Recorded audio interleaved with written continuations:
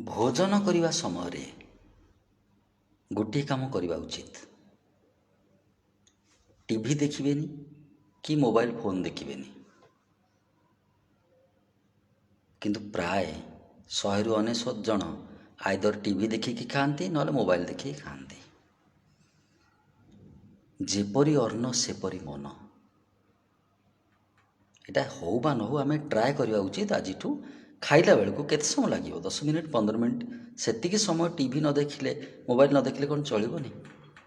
किसी असुविधा हो? आगु मोबाइल फोन नाला कि असुविधा होता? अंततः खाइबा समय आम देखा उचित नुह, कारण से समय आम जो सीन देखा जहाँ भी देखा जहाँ भी दृश्य देखा जहाँ भी आमको कथा शुभिब आम तो खाद्य सीना पेट भीतर को जाऊँगी, ता भितरे सेटा अदृश्य भाव में जाऊँगी, रिएक्शन हुए। अद्भुत कथा किंतु सत। जेपरी अन्न सेपरी मन, जेपरी पानी सेपरी बाणी।